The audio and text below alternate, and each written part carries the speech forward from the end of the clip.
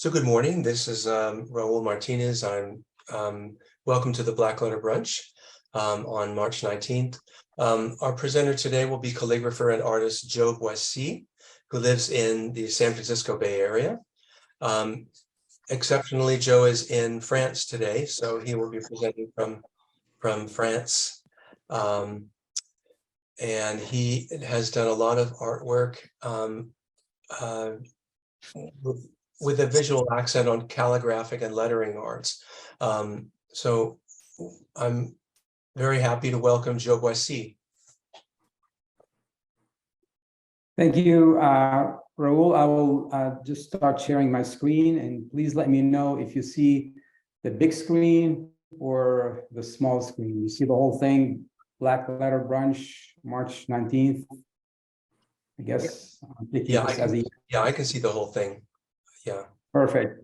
Thank you. Thank you, Raul. So good morning or good afternoon, some of you, and like myself and Margaret, we are on the other side of the pond. So I guess we are also enjoying today. I thank you, Raul, for inviting me for this event. I would love to share some of my work with you, but I want to have a specific accent on a particular piece that I did recently that's called Ataraxia, which will be the thread for today's talk and conversation. So before I start, I would like to say a couple of things. First is that my belief is that I'm going to talk a lot about calligraphy, but I'm not the super calligrapher. I'm more into, I love letter forms. I like to use them in many areas that I can, and I use them. But I'd like to also talk about what letters represent for me, what I see them, what I like them, and things like that. And I will use this particular piece here, which is called Ataraxia, as a thread, although I will show many other pieces throughout this process.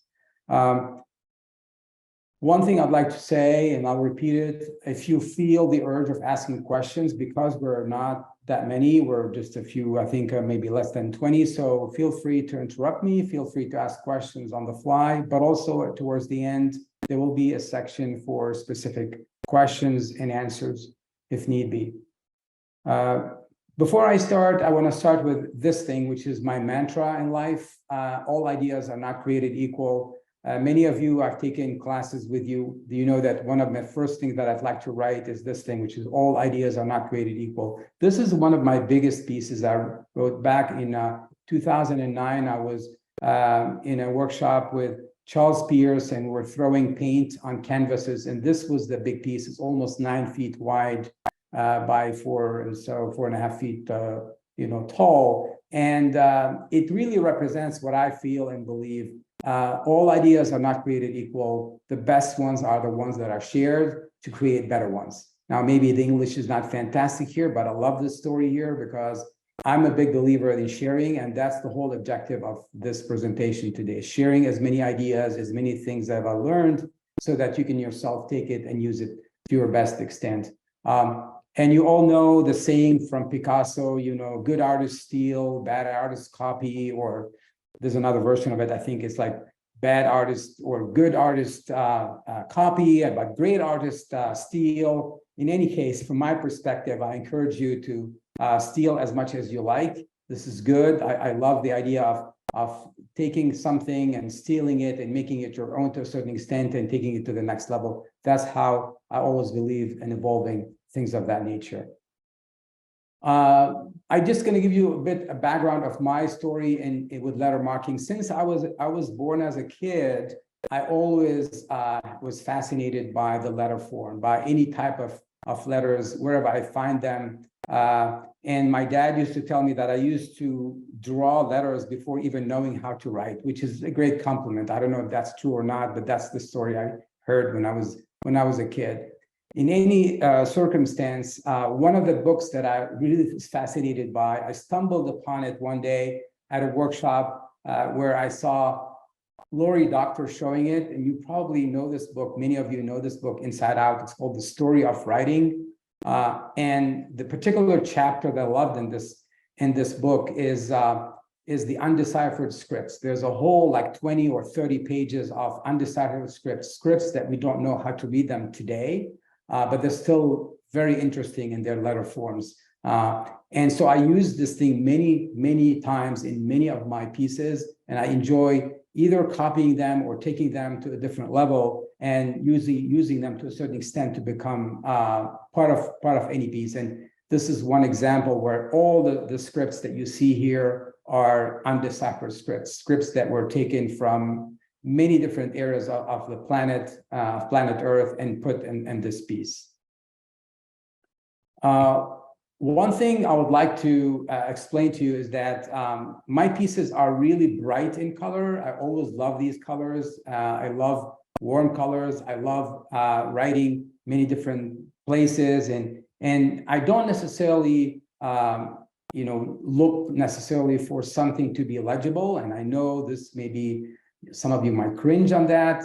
I don't seek necessarily legibility. I always seek. Remember one day I was my first workshop with Peter Thornton, and he was explaining this the scale of things that go from left to right, and he said, like, you always want to look for legibility on one side, and then the formality of things, which goes into on this thing, and then the other side you have the beauty, and you can have to move that scale to a point where you feel the piece is beautiful, and then sometimes you have to compromise legibility because that's what matters. So with this particular piece, I can always, again, as I mentioned to you, if you start like really scrutinizing and looking every single thing, every single piece I have, there's some writing, and it's not necessarily gibberish, it is real writing. The only thing is that I don't necessarily know, or I don't remember what I wrote. So more often than not, people ask me, what did you write here? And if I remember, I will say it, but more often than not, I will not remember what I wrote.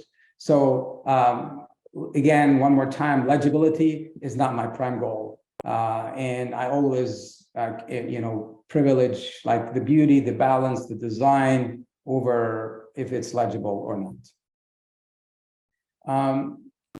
What I would like to do today, and this is basically what the whole thing was an intro, is that I want to share my process, my way of doing things. And by all means, this is my only way of doing things. This is not something that anyone could follow. And I'm hoping that everyone here, with all my sharing, you will get something out of it. You'll be able to steal some idea and use it. And in order to make it less theoretical and more practical, I'd like to use it, this piece, ataraxia, that I showed you at the beginning, as really a thread. So I'm going to share the process from inception to settlement, give you all the tips, all the mistakes that I made, all the mishaps. And then, again, as I mentioned earlier, please jump in with any question. You can use the chat box, but I'm told that it's not easy. Let me see if I can use the chat box. Okay. Oh, I can read the chat box. So you can send me that as well. I should be able to read it. And so don't forget to steal.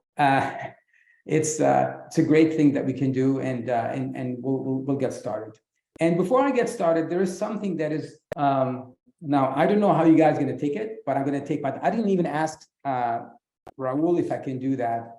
But I wrote a piece about 10 years ago, which is called "The 7 Stages of a Calligraphic Mind." And it was on my blog. I wrote it. I sent it to the Alphabet at that time, the Alphabet editor. It was probably 15 years ago. So don't ask me who was that. I don't think it was published, but I think really I want to share it with you because I feel it's really interesting, and I'd like to get your potential feedback on it. So here's my idea on what I call the 7 stages of a calligraphic mind. When you are beginning this world, and this is exactly what happened to me, and I didn't go all the stages, I'm just, I'm taking parallel to what I lived in other type of business. You are what are called the seduced. You are fascinated by the letter form. This is something in every letter. There's something in every letter that makes you attractive for you. You are seduced by the calligraphic stroke. The attraction entices you to know more and to try. You grab a writing tool and you toy with it. You copy and imitate what you see. The more you try and you experiment, the more you love the shape of the letters. You are hooked, you are compelled to know and learn more. And that's exactly what happened to me. I would spend hours and hours looking at calligraphic pieces. And I realized at the end, and all I was looking at it, but I was never reading. I couldn't tell what I was reading. I'm just enjoying the beauty of the letter. Of course, many of you would say, but yeah, it makes even more sense when you read, because the sense, the meaning has also a lot of, harmony with the shape, which of course I agree with, but nevertheless, I was always enjoying the piece of that. And then you go to the next level, the stage 2, which I call intimidated.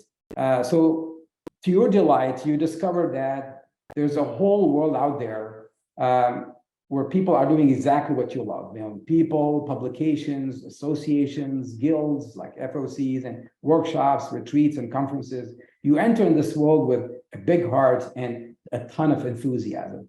Your enthusiasm is short-lived when you realize that this is going to be a tedious journey. You feel intimidated by so many rules, principles, tools, techniques, and more. But your love for calligraphy is strong and you're determined to pursue this journey. Then you get to the next level, which I call the frustrated. You finally start to see some progress in your work, and you see that you have acquired some fundamentals and practiced enough that you can impress people around you, mainly family and friends. But you are far from impressing yourself. You see a lot of things that you don't like in your letters, and you don't seem to quite get how to go about it. Progress is slow. Many times it feels that you have reached your plateau. It is frustrating, but you have decided to continue studying and practicing.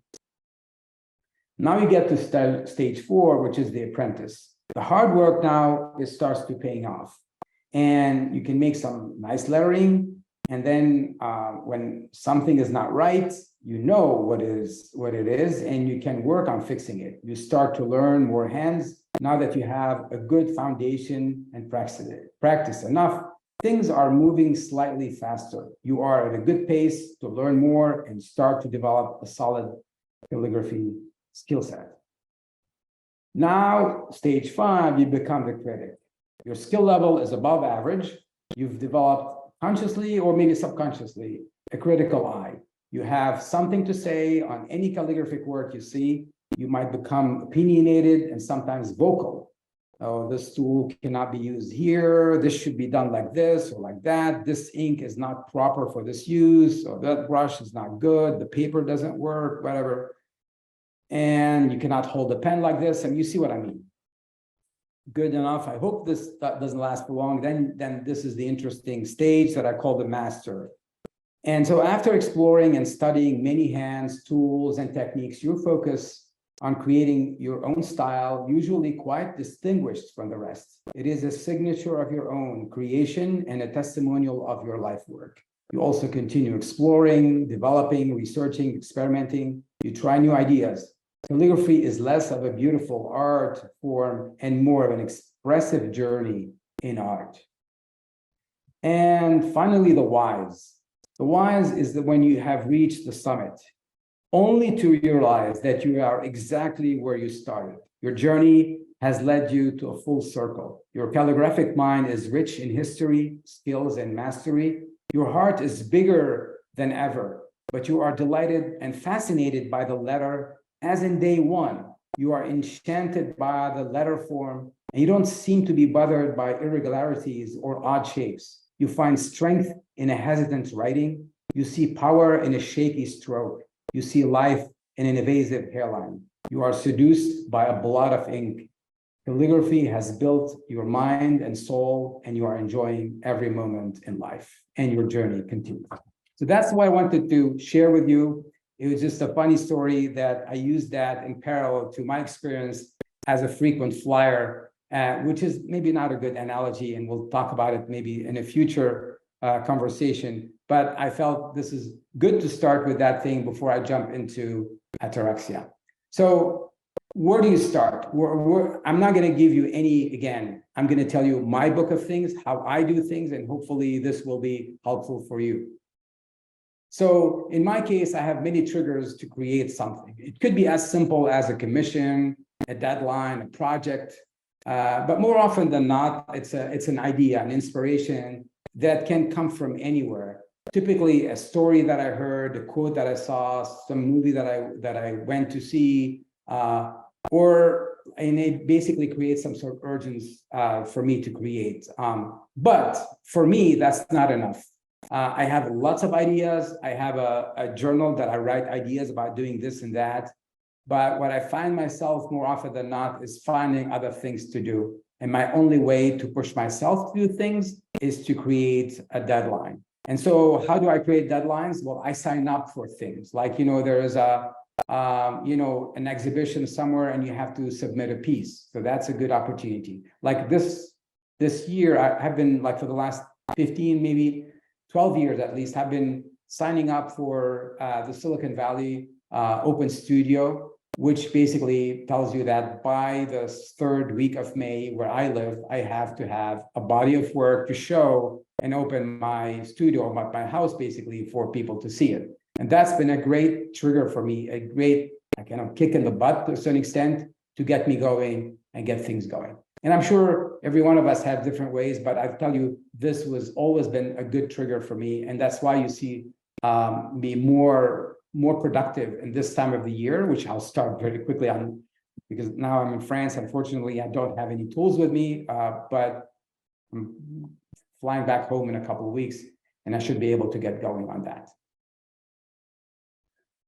So ataraxia, my starting point was I wanted to build a piece that I wanted to be peaceful, light, and zen. Those were my keywords that I thought about at the beginning. I said, I want to build this piece, and not that my pieces are not peaceful or light or zen, but I wanted them to be, like, this time specifically about something. I wanted to find a text, find something meditative or things like that, but I didn't know what. And I always like to add something extra to my thinking. So I added what I call a challenge. And so if you've been to any of my shows, I love colors. And I always try to put colors everywhere. Even my shirt, you can see here, is like splashed with colors and stuff. But I wanted to have a challenge for this particular piece. And my challenge was I wanted to be monochromatic. I did not want to have any hue beyond the traditional, like, very monochromatic. And so that was my challenge. And that was kind of the starting point for me. And so from there, I wanted to get there. And the reason I'm saying the challenge is sometimes I found myself in this mode where each time I challenge myself with something new, usually it's a great success. The result is really good. And so my tip to myself, which I think you may or may not like, I always try to step out of my comfort zone. So if you try that, usually it's a good thing. You get out of your comfort zone, a tool that you've never used, a medium that you've never used, a color that you've never used, or something that you've never tried before. It is necessarily challenging. And at the same time, I think, at least for me, it's been very rewarding. And there's another thing as well, which I'd like to add here, which may not be true, by the way, but say that you are comfortable with this, whatever, medium, etc., and you want to try something new. The beauty of the fact that even if that piece, the new piece with the going out of your comfort zone does not work, you can still find an excuse, say, yeah, that's why it wasn't great, because I was not in my comfort zone. I'm not used to this medium. I'm not used to this tool. And therefore, it's okay. It's okay. It wasn't great. I don't know. Maybe that's the case or not. Anyway, you start, and here again, I've read a lot of books, saw a lot of things, a lot of stories about, do you get inspired by looking at a blank canvas? Does that give you inspiration? I'm going to be blunt here and direct. No, I don't get excited by watching or looking at or staring at a blank canvas. For me, a blank canvas is a white piece of paper asking me to do something. And I know, again, this is my way of doing things. So I immediately try to create what I call a background. I always want to have a background, something, unless I'm writing on a medium or on a surface, on a support surface that has a background itself, like a piece of wood, which has a lot of, marbles in it and things like that, that's fine. But if I'm working on a piece of paper or a canvas, I always see the urge for jumping to my paints and start putting stuff on it.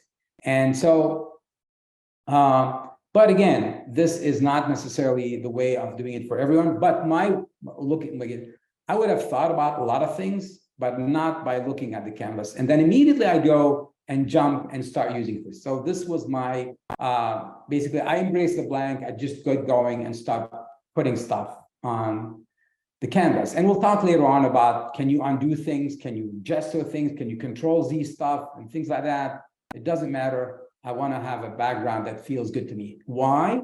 Because I might have a confession here. When I have a background that is not like blank, or it has a things like this one, I can react to it. I can start now feeling something to it. I can say, now I can see this, I can see that. I can have some sort of a meditative thinking or design process in my head, or maybe some composition that starts build up in my head to get things going. And so how do you go about basically building a background? My formula is very simple. I go about simply just, again, playing with colors. This is not the case, obviously, but you can imagine these colors were like, in this case, are using white and titanium buff and some other medium for texture. But that was my thing here. But typically what I do is I have a bunch of colors, and I learned over the years what to mix and what not to mix. And many of you, of course, are familiar with the theory of colors and what works, what doesn't work, although you can always say there's always an exception to these rules.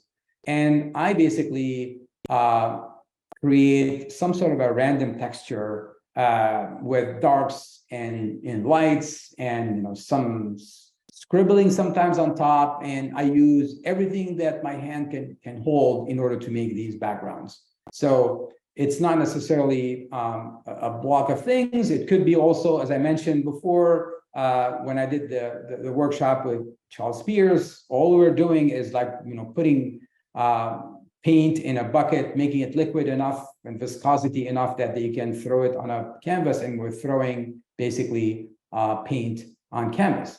But it was building a background, and that background was a starting point for me. Now I can start not thinking, now I start imagining, now I start designing, and things like that.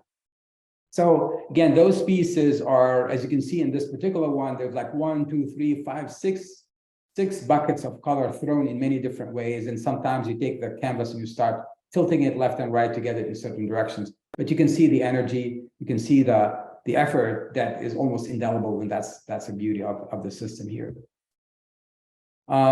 Also, one thing I want to say, it's a more tip that you already know. When you are building a like a triptych in this case, or a diptych, or like a multi-canvas piece, you need to make sure, at least in my case, I want to make sure that I'm doing that background at the same time on all the pieces of canvas, because otherwise it's going to be very difficult to reproduce the same effect, because it's not only about the color, it's about the texture, about the variation, about the density of things, and about the depth. And you cannot achieve that by, okay, I did it now, let me do it again. It's not necessarily repeatable. There's a lot of good accidents that happen through that process. And therefore, you need to put them next to each other, the pieces of the trying, and then you do it. And then afterwards, when you are ready, you can start, putting the design and the writing, and then it becomes whatever you want. Like, yeah, in this case, this was a triptych. And again, it's sometimes you can play on gradients. You can take dark places and take it this.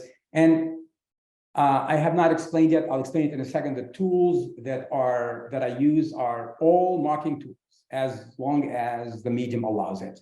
So at the beginning, I think I was with my first international calligraphy conference was in 2004, and I went to I was studying with Randall Hassan, and everyone, they were building, like the first process was building the background. And I have learned in Paris ages ago that if you take a nice piece of like good quality watercolor and you put gouache on it and you start rubbing it with any rag or even like a piece of tissue paper, you get this like very nice, almost like a leather effect.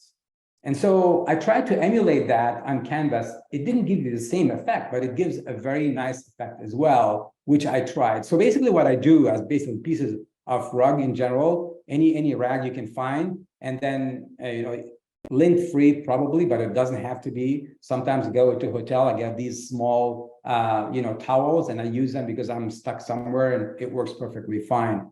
And one more thing on building gradients and building backgrounds, you can always also, when you are, and this is you don't want to go into the mud world, because it's very dangerous to start mixing colors left and right, because it may go into the mud world. You want to make sure you're mixing colors properly. But sometimes when you have layers upon layers of layers, you can scrap one layer and reveal the layer underneath, like in this case, with any piece of metal or marking tool that you can use to give you this kind of nice effect. And this does not happen. You can't wait.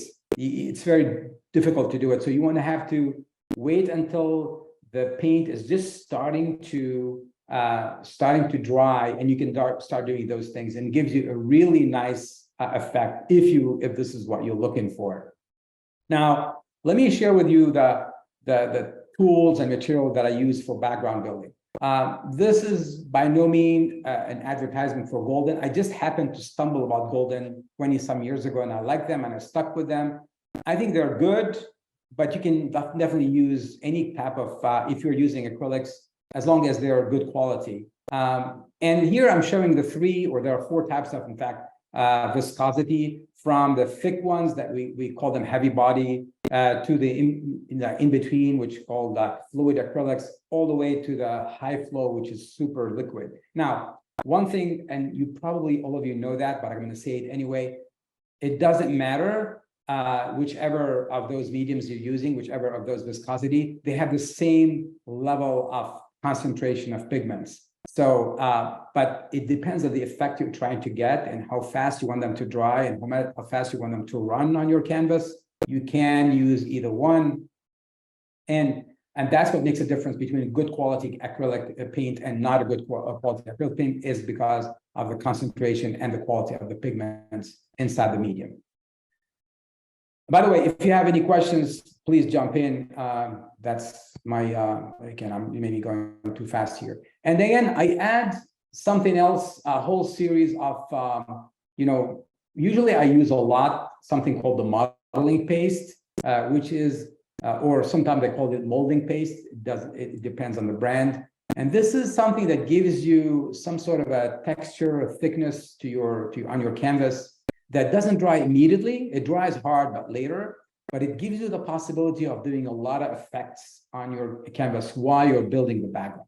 And again, I seldom use a brush or like a wide brush. More often than not, I use a bunch of rags. The rags, I buy them back at Home Depot. They have like a bunch of them cheapo. I get them buy a bag, and they just start rubbing on the canvas. Now, one thing I have to say, if your canvas is already stretched, you cannot rub too hard, because you're going to see the underneath the frame of the canvas revealed, and you don't want that unless this is what you want. So either you support it with something underneath it, or you basically use an unstretched canvas directly on the table, and you start doing that exercise, because you are putting a lot of stress on the canvas. But the beauty of it is that the reactivity or the reaction that you have from that, the fabric of the canvas itself and the medium and the colors that you're putting, gives a lot of interesting effects. And you keep discovering and doing things. And usually it's not that expansive. It basically like an hour or so to get a huge piece. So it's not that complicated. And sometimes I do multiple pieces of background at the same time. So that's kind of the first thing that I do. Gets me to a point where I have now the background. And as I mentioned before, here I used modeling paste. I used modeling medium paste. And then I used, titanium white and titanium buff, which is the same thing as titanium white. It's the unbleached. It's kind of this kind of creamish color, beigeish color, if you like. And then a couple of drops of black to give some effects, but really not more than that, because otherwise you're going to get there. So that's what happened in building this one. And you can see, if you get closer, that they also did some scribbling. And this was always done with I think this one I did it with just a pencil, a graphite pencil. But while the ink was still wet, the paint was still wet, it's almost indelible after that because it kind of encrusted and the thing gives it a nice gesture. One thing I want to say also that I tried a couple of times, it might work or might not work for you. I mentioned rags, lint-free rags to rub on the canvas. You can also use, I've seen it, many people doing it on YouTube. I tried it, more or less liked it. Sometimes I use it, which is using plastic wrap, like the stuff that you buy to wrap food in it. Just take a big bunch of it, crumble it in a piece, and say use it. The big difference between that and using a rag is that when you use a rag, the rag is gonna absorb a lot of the paint. So it gets you the paint out of the canvas. But if you're using a plastic sheet or a plastic kind of wrap, it's not gonna absorb anything. So it gives you a different effect that it's more difficult to use, but it's more economical because the rag is not your medium. The tool that you're using is not absorbing any paint. Just back here.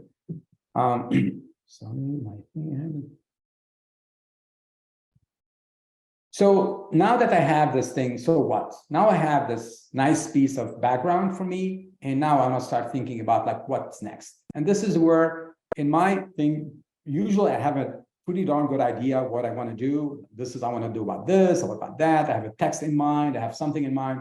In this case, I did not have anything in mind. I was really lost, and I didn't know where to go from there. All I wanted to do is something meditative, and so I started like going to the web and started basically simply looking at things like what idea can win.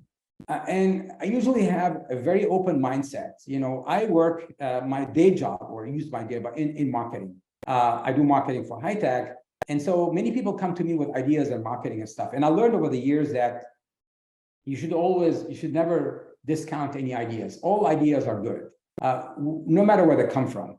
And so I apply the same process here. And for me, I absorb any ideas that could come. Who knows what idea could come from? And so typically my go-to place is I go to the web, I start searching for things. Sometimes I look at Behance, Facebook, Pinterest, public and private library. The idea is just to absorb things, see what's happening there and getting my own idea. And I could not, I was stuck. I was not going anywhere with this thing. It's not going anywhere. And finally, I decided, which is not typically my thing, is to may have a shape of a person, which I've done a couple of times. To say, okay, why don't we put that?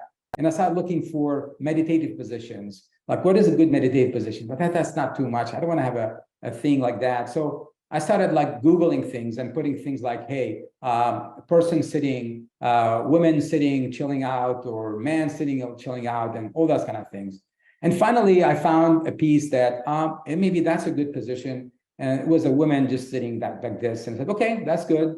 So I took 6 pieces of 8 by 11 and stitched them together and just did a quick drawing of that thing, that very same thing with a quick pencil, just to get an idea about, because the reason I put that thing, because I wanted it to be big on my canvas. And so that's what I did. Now I have a sort of an idea what I want to do. Then I cut out this thing, that model, that silhouette, if you like, and start placing it on the canvas and see where would that be. And again, here the composition, I'm not going to go into, I know many of you have been to and have MFAs and stuff like that. There's a bunch of books about compositions and what you can do, and the golden triangle, the golden rules, the secret geometry of painters and all those kind of things, the ratios and the grids. And okay, I'm not going to go into that. All I'm saying is that in my word of things, first rule of composition, there are no rules. You try it out, you feel good about it, you think, I've never done a composition by thinking, I want to use a triangle. If this is here and this is there, it needs to be this, that. I never think like this. I always do it, look at it, I don't like it, I like it, etc. And it turns out it's maybe well balanced, which is fine, but I don't necessarily apply a formula. At least that's the way I operate. So my thing is that, okay, I thought, okay, that's a good one. That's a good process. Let me try doing that. And again, throughout my exercises, every single workshop you've been to, and you've probably heard that many times about positioning, putting things, the contrast of colors, the contrast of the thick versus the space, the open space, the negative space, etc. Everything you do, it has some sort of thing. I'm going to show you a couple of places which I think design was key, because it was simple strokes and stuff like that gives you really a good way of doing things and not super complicated. And it's simply about that contrast that happens by playing with the geometry of things, with how our eye belongs to, follows the process where we are looking for things, where we are not looking for things, and things like that. And again, at the end of the day, each one of us have their own way of doing things, but my way of doing things is really, I'm not going to call it trial and error, although it's not too far from that. It is really about looking at it, flipping it around, switching it, doing it upside down. I don't have any rule in playing things. Don't like it, watch it, do things on it. It doesn't matter. And so at the end, for me, the position for that woman on the canvas was on the kind of middle right corner. And so I decided to do that, I put something and I sketched it with a graphite pencil, and that was it, that was done. So with that, I said, okay, now that's fine. And again, what I call this in my book of things, again, is the outline. And the outline, I always have outlines in my things when I'm like drawing something specific, but I never try to stick within the lines, quote unquote. I remember seeing a great designer, you probably all know him, Milton Glaser, the guy who invented, like, who did the I Love New York, etc. I remember one of his books, he was talking about, he was trying to design something where he was trying to put maple leaves within a frame. And he had like the leaves, the real leaves, like putting them, like I put on this, like that, this color is darker, blah, blah, blah. And then accidentally, one of the leaves fell off the frame. And it was like such a nice catch to the eye that he realized, okay, that's it, that's the one. And you can tell by looking at it, that makes a huge difference. So I kind of try to follow that story or that rule by saying, I don't necessarily want to apply things to just put them within that thing. Of course, you want to play as much as you can within that outline, but you should permit yourself to go outside the box, to draw outside the box. That's perfectly fine. Anytime I do this, I try to do that. And even that, in this case, for example, the outline that I had was a dancer. It was for a hip hop, it was a commission for a hip hop, whatever, I think it was big show or competition. And they had a specific letters they wanted. And I tried to do that as much as I could, but I still kind of played around and moved things around and changed stuff just to make it feel like, so it's not a guide. It's only a guide, sorry. It's not a guardrail. You can get out of the outline if you like. And so, how do I write these things? And like the one before that I just showed you, was only with pencil. This is just simple with pencil on paper, with an eraser and making it work. And at the end, I just scanned it and put it in an Illustrator and then converted to this because it was for digital work. But typically, I'm a big fan of everything that is handmade, folded pens from the traditional. I don't have them with me, unfortunately. As I mentioned, I'm not in my typical studio, but that's the kind of thing that I typically use. Of course, I use the traditional like nibs and stuff. I'm more broad at nibs, but I like to challenge myself with a pointed nib sometimes. But the thing that I want to show, and that's what I'm showing on the right side here, all the plethora of stuff that I've been using over the last few years, playing with these needles. And they call them fine tip applicators. You can find them anywhere on Amazon. The one that I like the most are the ones which have like a needle that goes within the needle, so it doesn't dry out. The problem with those needles is that they're made typically for things that are more not paint, but typically things that you use for non-permanent tattoos and stuff like that. So it's like an ink that does not really dry or whatever, and therefore it's not a big problem. You can just wash it. When you're using paint, especially acrylic paint, and you leave it for a long time, especially capillary small ones, they can basically dry out very quickly and you're stuck and you can't do anything about it. So what I like specifically here to use those things that I have a close out to this one here, which I like specifically for two reasons. First one, as you can see, the cap has also a needle in it. It goes within that needle. So basically the needle is never stuck. But the other beauty of this particular applicator is that it goes directly on top of the golden acrylic high flow, which means you don't have to start filling these bottles. You just have to unscrew this thing, screw it on the other one, and start playing with it. Now, the challenge, however, is that it's only one size of needle, which means it gives you one line of thickness, if you like, and then you can play with it. But again, I've like long needles, small needles, etc. It's a fine play to it, and you can do a lot of stuff with it. Of course, you're not going to get the thick lines that you get with a nice folded pen or with a nice ruling pen, but still it gets a lot of nice edges and character to your pieces.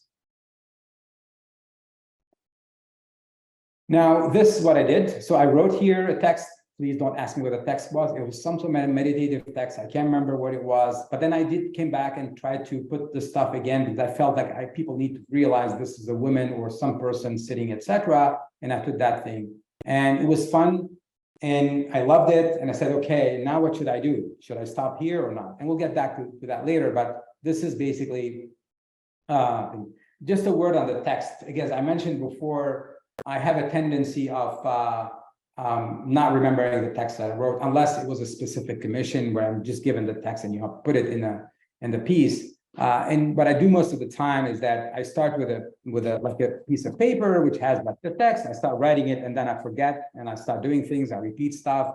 I basically manage it.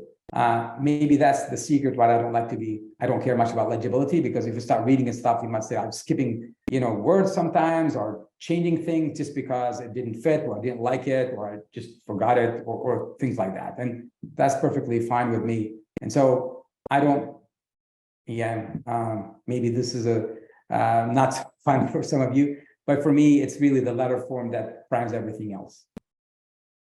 And here, for example, that's another example. This was two poems that I tried to get, the two poems, French poems that wrote about the dreamer, La Rêveuse in French. And I put them together. This is a large piece of canvas, like 60 inches tall. And I tried to combine them together. And I realized in the middle of this thing that I was listening to music, and I immediately started like writing the lyrics of the music. So it was a combination of this. But luckily enough, it didn't matter much for the story. But just to tell you that legibility, again, is not necessarily a prime goal for me here. I'm repeating myself. This one, however, is a different story. This one, my wife wanted this thing because she loves this this singer, a French singer called, name is Barbara, and this is l'aigle noir, which means the black hawk or something like that, the black eagle. And it's the lyrics of the song, and the effect that you see here, which is this kind of a shade, like a kind of an effect that goes back and forth, or color shading, is not super complicated. There's no secret behind it. I've shown maybe many of you how I do it. It's very simple. I use titanium white, the liquid, not the high flow, the liquid, which is a thicker. And when you use it with the right applicator, you can't use the fine tip applicator because it's going to stuck. You can have a thicker needle, and you write on it very simply, like I did here. It leaves a nice texture. So when it dries out, it dries with some sort of a 3D effect. So it's not flat. And the beauty of it, the titanium white has a great thing. It's like super white. You come back at it later with some translucent color, like nickel azo or any kind of those hue things, and you can like massage it with a rag or any piece of tissue or like a fabric, and then try after that with add some water, and gives you really nice graded effect that you can play whichever way you want to do it.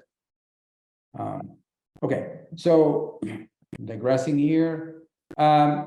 Again, the story of writing legibility, etc. I always try also on canvases. Sometimes I take pieces, I print them out on my printer with a specific toner, and then reproduce them on the paper. In addition to writing with any, so the layering becomes super interesting here, and it gives you kind of a nice texture. That again, it's the combination of this transparency, the various sizes, the contrast, that thing that gives you this kind of a medium effect. This is again something like you can do collage, you can do things like that, and you can block things small, big, large, etc. It gives you a lot of variations, all that the same effect. This particular piece was very interesting because not only I love it because everything you read here, you think it's plain English, and I can show you every single one of those words is like one single word, but it's flipped around. It's a very text. This one, I really tried to be specific on the text, and I play with that. and I'm gonna take it. It's a huge piece. It's like 3 pieces together with a lot of writing, and gives you a huge, nice, immersive effect when you start reading, and you get like lost into it, which is nice. In addition to the Phoenician characters that you see in that wavy thing on top. Okay, and one more thing. Every single piece I write, I have writings in it. It may not be legible. I may not be able to read it myself, but I am able to read it. I am able to tell you, at least you can tell there's a letter form. This particular one, for example, every single one of those, like these flowers, where you call them they are, in fact, if you can read them, you can see there's like ELMTH, etc. So everything there's lettering in that piece anyway. Okay. This was more to show the effect that you get when you do the very wide ruling pen, with also nice edges of gold leaves on the squares here that you have on top, which is kind of nice effect. So this time around, I'm now going back to ataraxia. What I did is something I started doing it like 3-4 years ago using my iPad. And so remember, I was in front of this particular piece and I was trying to figure out what to do next. Should I leave it like this? Should I, like, if you look at the piece, should I leave it like this? Should I try something else? Looks nice. I think I can stop. And this is another big question. When do you stop? So I was looking at this and asking myself, like, I'm not sure, should I do it or not? But today, thanks to the digital world, you can take a picture of it, go to your iPad, and start playing with it. Now, in the old days, you would use like something like Photoshop or Illustrator or something like that. But then with the advent of things like Procreate, which I'm sure many of you are aware of it, you can use it and to your device content and very easily start doing things. So what I did is I took that picture of the canvas, transcribed it to my iPad, and start basically doing layer after layer of things that I can do to augment or enrich or improve or whatever you want to call it, the background, or see, should I add something big, something small? And I'm going to share with you here the 7 layers that I decided, because I've got like, I don't know, maybe 100 layers, but the beauty of it, it's digital, so you can just remove it immediately.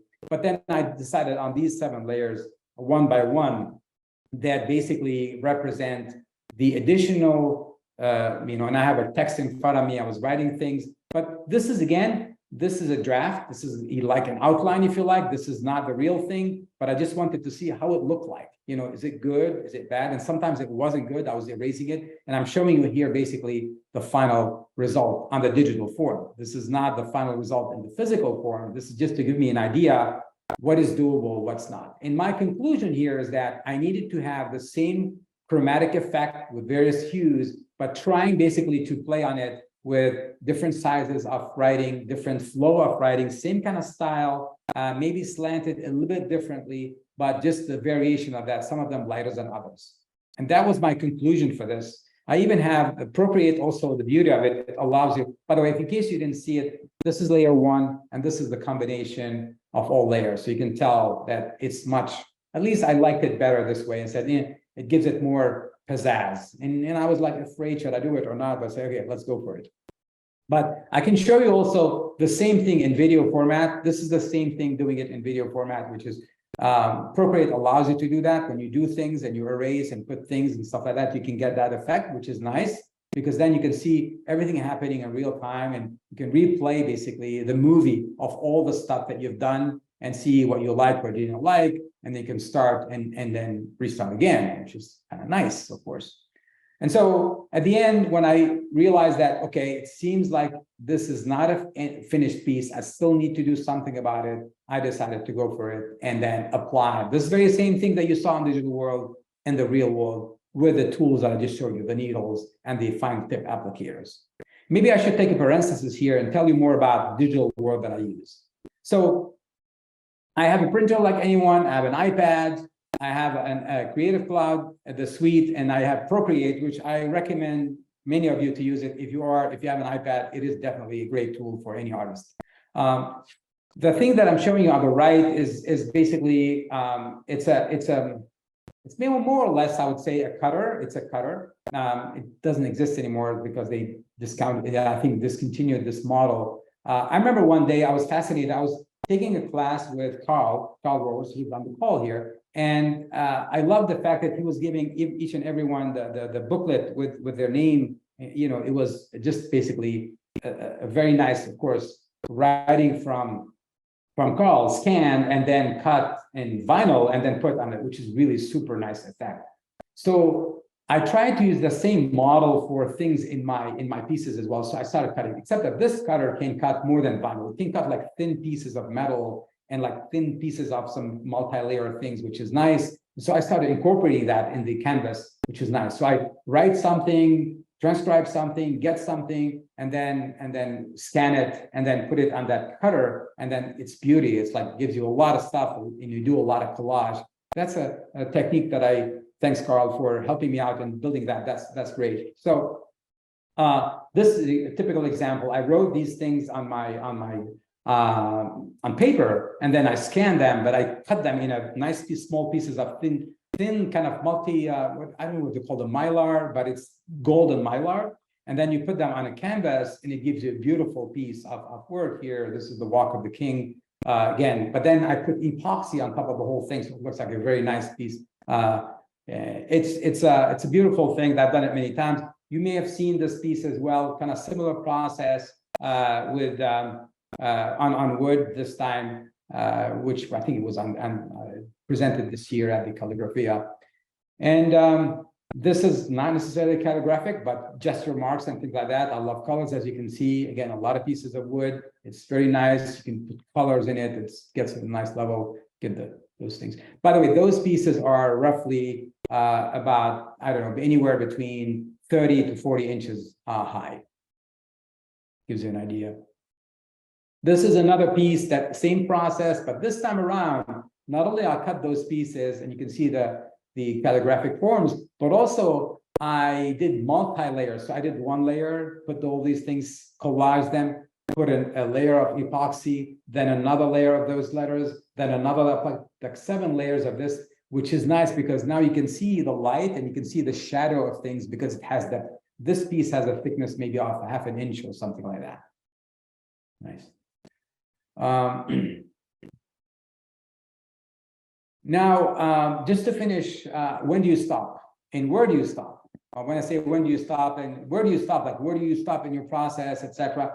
I'm sorry, I don't have a formula here. When I look back at my pieces, I think that I overdone a lot of them and I could have stopped way earlier. And so maybe the older I get, the simpler I guess at things, and I make things simpler, which is nice. Maybe you want to overdo it when you're young and not anymore when you're. And so this was my end piece. This is the Ataraxia was on canvas, and the name. Where do you get the name from? Well, more often than not, I don't come up with the name at the very beginning. I knew that I'm talking about something meditative, etc., and it was nice. Then I start researching, and sometimes and I stumbled upon Ataraxia, in fact, as a name. It turns out to be a very nice name because, as you can see here, what it means, it's a blissful, peaceful state of mind. Many people who meditate aim to achieve the state of Ataraxia, a state of freedom from emotional disturbance and anxiety. In ancient Greece, the Epicureans most famously sought the state of Ataraxia, which was considered to be true happiness. And so with all these pieces and all these meditative words that I was putting there, it was a perfect word for it. So I said, okay, let's go for it. And that was it. So I don't over-engineer. And sometimes, more often than not, I invent names for my pieces. And with that, I think we are done. This is the piece that it's now living nicely with their owner in the Bay Area. And I think we can switch to questions, or I have another topic if we can talk about it, whichever works best for you. I think we're almost an hour. I would like to say how much I'd enjoyed it, Joe, because it's given me, what did you describe it as, a kick in the butt?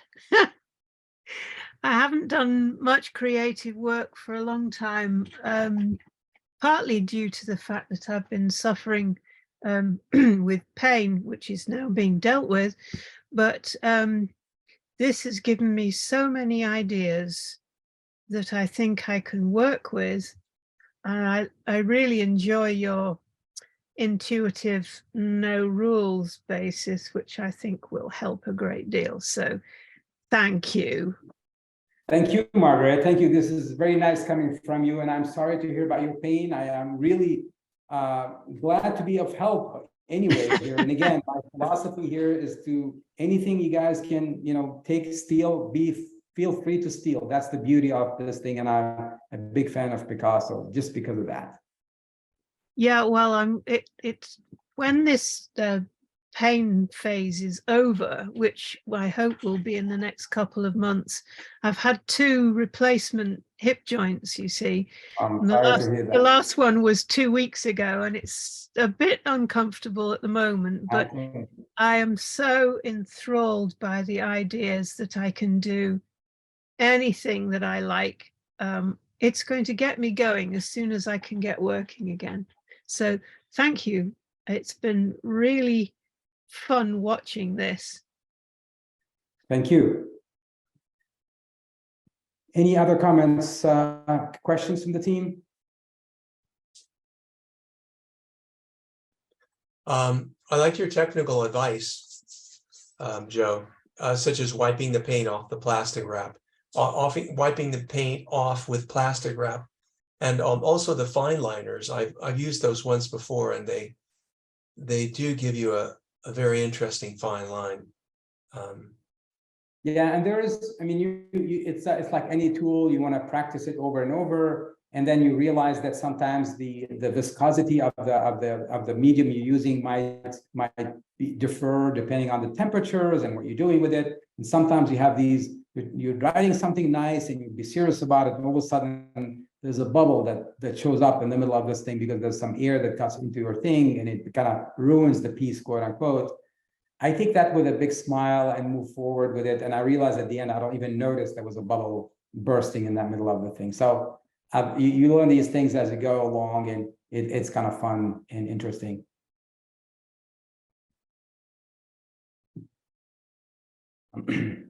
Any questions about that? I have something else that I can share with you. I have like a few more slides. They're something completely different, and I'm not sure how controversial it will be, but I don't know, Raul, if you will be good with that. I have like a couple of slides on something that I tried lately over the last maybe a few months. I did it and just to play with it. It's controversial because it's AI, because it's artificial intelligence. So are you guys okay with it? Can I show you some stuff using AI? Sure, Joe. Yeah. Okay. So here's the story. If you look at this piece here, I'm just again, this is just a couple of slides. Honestly, it's AI and art, and you probably know. I don't know if you know. Let me assume that no one knows, so it's easier level feeling here. So AI is artificial intelligence. Artificial intelligence is not new. It's been there for ages. In college, like 40 years ago, I learned, because I'm a computer scientist by training, I learned and I basically studied artificial intelligence as part of the curriculum. But at that time, the computers, the machineries, everything was not strong enough or powerful enough to get it going. But now, a lot of people, you probably heard about Chat GPT and all those things, and everyone's AI, and blah, blah, blah. But the AI basically is that the machine can do a lot of stuff as long as we tell it what to do. And one particular area in art is that you can do what we call text to art, which means that you tell the computer, hey, can you design something for me like a boat with a man flying over it and blah, blah, blah. And because now there's a whole plethora, like a huge amount of database of, images out there of people flying and things and boats, the machine can come up with something like that, massage it and make it look like a thing. The problem is ethical here. Like, who is the owner of this thing? Is that because it was inspired by something, and it could be this and that? And I'm not here to debate that. I'm just going to show you the things that it could do. So the process is simple. You can either send it, like there are, if you're interested, please send me an email and I'll tell you more where to find these tools. but you just basically write down and like something like, I would like to have a piece that talks about blah, blah, blah, with dominant red color, which has this in it and that in it, etc. And it just spits out the piece for you. And it has calligraphic effects and blah, blah, blah, and it does all those things. But I felt it was like, there's nothing interesting in it. So there is an option here, which you can take one of your pieces, which is like something you already have. In this case, I took a piece that I did last year called this one. You can see here, it's 30 by 48 or something like that. It's fairly large. And it's just a nice piece of a lot of colors and stuff, and has things on it and inscriptions and stuff like that. And I took a picture of that and I sent it to the computer with this machinery and with instructions. I said, like, can you make it different? Add things to it. And I started adding keywords. And the keyword could be like, funny, exciting, or it could be less, more specific, like, Christmas or decorative, or something more specific, or people flying or something like that. And I'm going to show you a few examples what it came up with. This is by it takes like less than 5 seconds to do that. And that's the amazing / scary part of the game. So I gave it this as a model, and I said, try to use that as a model and make it look like ... And here's the answers that I got. So this is model 1. I don't know if it's better or not. It's kind of interesting. They could the same kind of thing, give it a nice act. This is another one. Now you can see the aspect ratio is different. It's because they have limitations on that so far. And then you continue. Does like other things. It adds stuff, and you keep adding things, and it keeps adding stuff to it, creating stuff unusual. I don't know if this is psychedelic or whatever, but it's interesting. Some of them could be super interesting. And the beauty of it, to a certain extent, is that you can generate tons of those things. And then you can pick and choose and say, look, I like this, I don't like that. And the idea behind it is not necessarily to take it and like say, this is my piece. Yeah, of course, you can take it and print it. But it's more interesting to take that and say, no, that inspires me. I didn't think about doing that way. So by doing this, I'm going to now go back to my canvas, to my studio, and start writing things and doing things in a certain way, because all of a sudden it gave me something that I didn't think about. And that's the way I've been trying to think about it. I haven't done it much of it, but I was just exploring that, as a way of doing things. And that's it. And please, like one more thing I forgot to say, never take yourself too seriously. Honestly, it's just like we're having fun here, and that's the most important thing. So thank you. And if you have more questions, I'm here. Nice bow tie, Joe. Thank you.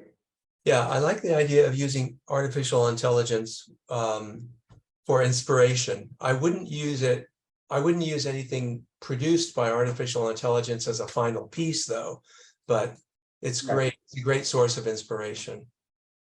I agree with you. And that's kind of my process here. I don't think it's because when you start like thinking like, what's your added value as an artist in this case? Like, what are you doing here? Are you just typing things and pretending that's you can't, like, there's a limit to what you can do here. And so that's why I was like, and I'm thinking like, you can play with it just to it's another piece of inspiration. It's another piece that you can use to get things going and get ideas and things from that nature. That's kind of my thinking.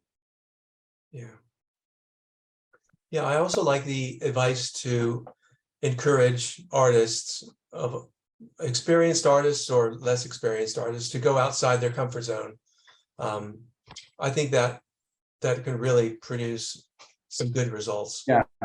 I mean, it's not invented here. Everyone tells you should do that. Everyone tells you should try something new. You should try a new tool. You should try a new hobby, a new thing. It will get you inspired.